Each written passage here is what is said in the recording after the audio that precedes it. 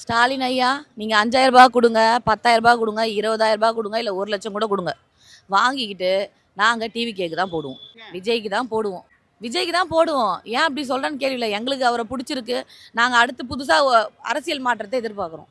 ஆட்சி மீது பயம், மக்கள் மீது அக்கறையிலே மக்கள் மீது பயம் இருந்தா நீ எனக்கு 5,000 ரூபாய் நீ எனக்கு கொடுக்கவே வேணாம், விலைவாசி கம்மி பண்ணு, விலைவாசி கம்மி பண்ணி நீ எனக்கு அதுக்கு 5,000 ரூபாய் கொடுக்குற, விலைவாசியை கம்மி பண்ணுங்க. இந்த ஃப்ரீ பஸ்ஸுன்னு ஒன்று விட்றாங்க பார்த்தீங்களா, அந்த பஸ்ஸில் ஒரு கண்ட்ராக்டர் அவருக்கு வேலை நாங்கள் செய்கிறோம். இங்கே எங்களுக்கு ஃப்ரீ எதுவுமே வேணாங்க, இலவசம் வேணாங்க. அவங்க இலவசம் கொடுக்குற வரைக்கும் நாங்கள் சாப்பிடாமையா இருக்கிறோம். எங்கே வந்துக்குது? எல்லாருக்கும் கொடுத்துட்டாங்களே, வரலையே. பாதி பேருக்கு வந்துக்குது, பாதி பேருக்கு வரல. யாருக்கா பாதி பேருக்கு வந்துக்குது, பாதி பேருக்கு வரல. 1,000 ரூபாய் கூட வரல. 5,000 ரூபாய் வந்தது. எங்கள் தலைவருக்கு ரொம்ப நன்றி.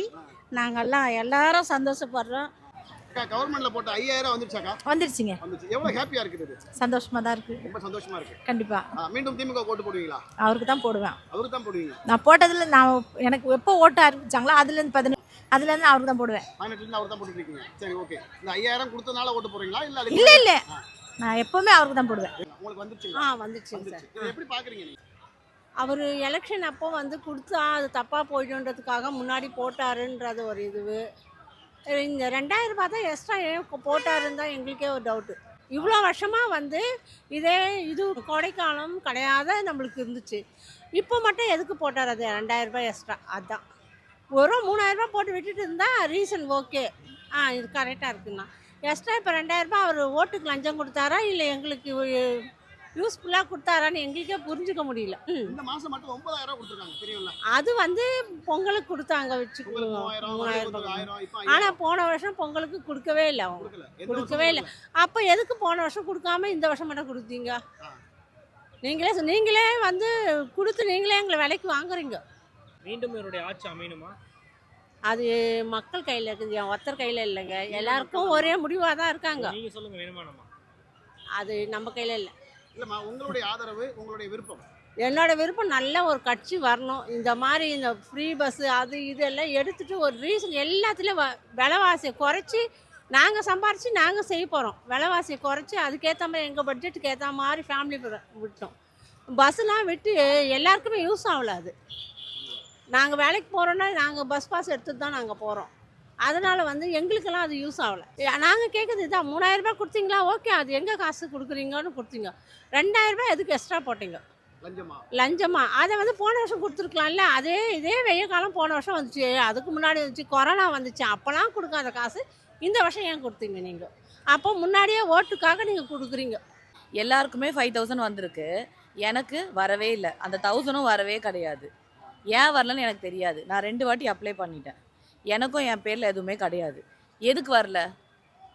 நல்லா வசதியாக இருக்கவங்க, வீடு வாசல் வச்சுருக்கவங்களுக்குலாம் வருது, எங்களுக்கு வரல. நல்லா இருக்கவங்களுக்குலாம் வருது, ஆனால் வரல. அவங்க என்ன சொன்னாங்க, வீடு இருக்கக்கூடாது, 4 வீலர் இருக்கக்கூடாதுன்னாங்க. எனக்கு இல்லையே, ஆனால் ஏன் வரல? பணக்காரங்க ஏன்னா கவரிங்கு. நீங்கள் ஏன் அப்படி நினைக்கிறீங்க? ஆக்சுவலாக நான் சொல்கிறேன் பாருங்கள், என் வீட்டில் என் பாட்டன், என் முப்பாட்டன் வாங்க பார்த்தீங்களா, அது மாதிரி என் அப்பா, எங்கள் தாத்தா, என் குடும்பமே டிஎம்கேக்கு தான் ஓட்டு போட்டிருக்காங்க. நானும் அப்படி தான் போட்டேன். ஆனால் நான் இனிமேல் டிஎம்கேக்கு ஓட்டு போட மாட்டேன். போட மாட்டேன். திராவிட மாடலுங்க. எனக்கு பிடிக்கலங்க, நான் போடல. நான் விஜய்க்கே போகிறேன். ஆக்சுவலாக நான் விஜய் ஃபேன் கிடையாது, ஓகேங்களா? நான் விஜய் ஃபேன் சுத்தமாக கிடையாது. ஆனால் இப்போ நானே விஜய் ஃபேன் ஆகிட்டேன். எனக்கு விஜய் ஆக்டராக பிடிக்காது. ஆனால் இப்போ அரசியல்வாதியாக எனக்கு பிடிச்சிருக்கு. ஏன்னா அவன் இன்னும் அரசியலுக்கு வரல, எதுவும் பண்ணல. நான் ஒரு சான்ஸ் கொடுக்குறேன். உங்களுக்கே இவ்வளோ நாள் சான்ஸ் கொடுக்குறேன்ல. நல்லவன் கெட்டவன் பண்ணிடுவானா, இவன் 2 கோடி 200 கோடி சம்பாதிக்கிறான் அப்படி இப்படின்னு சொல்கிறாங்க. எல்லாமே கரெக்ட் தான். நானும் அந்த ஆங்கிளில் யோசிச்சிருக்கேன். அப்போ இதை விட்டுட்டு வராங்கன்னா என்ன பண்ண போகிறாங்கன்னு சொல்லிட்டு என்னோட கொஸ்டின் என்னென்னா, ஒரு சான்ஸ் கொடுங்க. ஆனால் மக்கள் எல்லாமே தெளிவாக இருக்காங்க. மக்கள் முட்டாள் கிடையாது. மக்கள் தெளிவாக இருக்காங்க. யாருக்கு போடணுமோ கரெக்டாக போடுவாங்க. 5,000 கொடுத்தாலும் கொடுக்கலனாலும் என்ன பண்ணாலும் அதை வாங்கிட்டு யாருக்கு ஓட்டு போடணுமோ கரெக்டாக போடுவாங்க. அதான் சொல்லிட்டேன்ல சார், டிவி கேக்கு தான் போடுவாங்க. எனக்கு தெரிஞ்சு விஜய்க்கு தாங்க ஓட்டு போடுவாங்க. எனக்கு தெரிஞ்சு அவனுக்கு தான் எல்லாம் சப்போர்ட் பண்ணுறாங்க என்னை பொறுத்த வரைக்கும், ஓகேங்களா? அவனுக்கு தான் நிறைய 10 பேர் எடுத்தாலும் 7 பேர் அவங்க தான் ஓட்டு போடுறாங்க. எனக்கு தெரிஞ்சு அப்பாலாம் டிஎம்கே ஓட்டு போகிறேன்னா கூட பையனுங்களாம் நைஸாக நான் டிவி கேக்கு தான் போடுவேன்னுறாங்க. இப்ப நிறைய பேர் டிவி கேட்க அந்த அனுபவம் இல்ல அவருக்கு அனு ஒன்றும் எது எல்லாமே ஒத்துக்கிறேன். நீங்கள் என்ன வேணால் சொல்லிக்கோங்க. என்ன பொறுத்த வரைக்கும் ஒரு சான்ஸ் கொடுங்க. ஒன்றும் பண்ணலையா மாற்றிட்டு போயிடுங்க, அவ்வளோதான். நான் வந்து இப்போ விஜய்க்கு தான் இது பண்ணணும்னு அப்படியும் சொல்லலை, இவங்களுக்கு பண்ணாதீங்கன்னு சொல்ல. இத்தனை நாள் இவங்களுக்கும் பண்ணியிருக்கோம்ல, ஏன் இப்போ மாற்றக்கூடாது? நான் ஒன்றே ஒன்று கேட்கட்டுங்களா? என் குடும்பமே டிஎம்கேக்கு தான் ஓட்டு போட்டிருக்காங்க. எனக்கே 5000 ரூபாய் வரல. அப்ப நான் உனக்கு ஏன் போடணும்? ஏன் போடணும்? விபூதி எங்க வீட்ல அடிச்சிட்டாருன்றீங்களா நீங்க? அவர் விபூதி அடிச்சிட்டாரா என்னன்னு இது எனக்கு ஏன் வரல? 5000 எனக்கு எதுக்கு வரல? கட்சிக்காரங்க குடும்பத்துக்கே வரலையா? நான் எங்க குடும்பமே நான் தான் ஓப்பனா சொல்லணும், ஓட்டு போட சொல்லக்கூடாதுன்னுவாங்கல்ல. என் ஃபேமிலியே கொண்டு போய் டிஎம்கேக்கு தான் குத்துவாங்க. ஆனா இப்போ எனக்கு வந்து வரல. இன்னொன்று ஒரு சான்ஸ் நான் விஜய் கொடுக்கணும்னு பார்க்குறேன். ஆட்சி பொறுப்பேற்கும் முன்னாடி நான் ஆட்சி பொறுப்பேற்றவுடன் மகளிருக்கு 1000 ரூபாய் உதவித்தொகை கொடுப்பேன்னு சொன்னாங்க. ஆட்சி பொறுப்பேற்று 28 மாசமா கொடுக்காத திமுக இன்னைக்கு முடிய போற டைம்ல அட்வான்ஸா 3000 கொடுத்துருக்காங்க. இது எப்படி பாக்குறீங்க? இது எப்படி பார்க்குறோன்னா, எலெக்ஷனுக்காக கொடுக்குற மாதிரி இருக்குது. விஜய்க்கு நான் ஃபேனே கிடையாதுங்க. ஓப்பனாக சொல்ல போனால் விஜய் எனக்கு பிடிக்காது.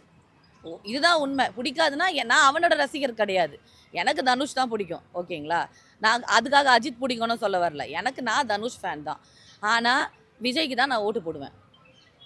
மகிழ்ச்சி. என் வீட்டில் இருக்கவங்களையும் அவனுக்கு தான் போட சொல்லுவேன். மிரட்டியாவது போட சொல்லணும். ஆமாம், என் வீட்டில் எல்லாருமே விஜய் ஃபேன் தாங்க. என்னை போடுன்னு சொன்னாங்க. அப்போல்லாம் நான் எதிர்ப்பு தெரிவிச்சுட்டு தான் இருந்தேன். நீங்கள் சொன்னாலாம் நான் போட முடியாதுன்னு. ஆனால் எனக்குன்னு கொஞ்சம் அறிவு இருக்குல்ல, எல்லாத்தையும் கேல்குலேட் பண்ண நடக்கிற பிரச்சனையெல்லாம் நான் பார்ப்பேன்ல. கரூரில் அத்தனை பேர் செத்துருக்காங்கல்ல. என் வீட்டு குழந்தை, எனக்கும் 2 வயசு குழந்தை இருக்குங்க. அதெல்லாம் நான் யோசிப்பேன்ல. கரூர்ல அத்தனை பேர் செத்ததுக்கே விஜய் தான் காரணம்னு சொல்றாங்களே. கண்டிப்பாக என் வீட்டுக்கு வரவனுக்கு நானே விஷம் வைப்பேனா? தமிழ் பண்பாடு என்ன தெரியுமா? எதிரியாக இருந்தாலும் வீட்டுக்கு வந்தால் தண்ணி கொடு சோறு கொடுன்றது தான் இது, அதானே? அப்படி இருக்கும்போது எப்படி நான் அப்படி பண்ணுவாங்க? நீங்கள் பண்ணுவீங்களா? கூட்டத்தில் வந்தவங்க தான் தண்ணி சோறு எதுவுமே கொடுக்கலையா அவங்க? அதுதாங்க, அதை தான் அவங்க சொல்கிறாங்களே, அங்கே பார்த்துக்கிறேன் இந்த கோர்ட்டில் பார்த்துக்கிறேன்னு பார்த்துக்கிட்டோம். ஆனால் எனக்கு இது ரொம்ப மனசு கஷ்டமாக இருக்குது. இந்த விஷயம் தான் எனக்கு பிடிக்கல. அந்த இடத்துல தான் நான் சேஞ்ச் பண்ணனே. ஏன்னா அந்த இடத்துல இருந்து விஜய் பிடிக்காத எனக்கு அவங்களே பிடிக்க வச்சிட்டாங்க. புரியுதுங்களா? விஜய் பிடிக்காதுல்ல, விஜய்க்கு நான் ரசிகர் கிடையாது. அதுக்காக நான் அவனுக்கு எதிரியுமே கிடையாது. ஆனால் அந்த இடத்துல அப்புறம் நீங்க மாறிட்டீங்க. ஆமாம், கண்டிப்பாக அதுக்கு தான் நான் மாறிட்டேன். அது எனக்கு, ஏன்னா ஒருத்தர் தூக்கிட்டு வராரு குழந்தைய, அது விஜயின்றாங்க. என்னங்க யாராக இருந்தாலும் அது தெரிஞ்சிடும்ல, உண்மை வெளியே தானே வரப்போகுது. நேத்து திமுக சார்பா போட்டு 5000 ரூபாய் வந்துச்சு உங்களுக்கு. எனக்கு வரலங்க. எனக்கு மகளிர் உதவித்தொகையே வரதில்ல. எல்லாருக்கும் வந்துருச்சுன்னு சொல்றாங்க. அது எனக்கு தெரியாது. ஆனால் எனக்கு வரதில்லை. நான் வாங்குறதும் இல்லை, வாங்குறதே இல்லை. வந்தா வாங்குவீங்களா? வந்தால் வாங்க. ஏன், அது எங்கள் காசு தானே. சரி, ஓகே. ஆமாம், நாங்கள் வரி கட்டலை. வீட்டு வரி கட்டுறோம், தண்ணி வரி கட்டுறோம். கரண்ட் பில் எவ்வளோ ஏறி இருக்கு? 100 யூனிட்டு ஃப்ரீன்றாங்க. 200 யூனிட்டுக்கு மேலே அது ஒரு காசு. 300 யூனிட் பண்ணால் அது ஒரு பைசா, 500 யூனிட் பண்ணால் அது ஒரு பைசான்னு போடுறீங்களா? அதெல்லாம் யார் காசு? எங்கள் காசு தானே. அதனால் வந்தால் வாங்க தான் செய்வேன் நான். அவங்க வீட்டு அவங்க சொத்தை விற்று யாரும் எங்களுக்கு தரலை. இது வந்து எங்களோட காசு, கொடுத்தா வாங்கிப்பேன். ஆனால் நான் உதவித்தொகை வாங்குறது இல்லைங்க.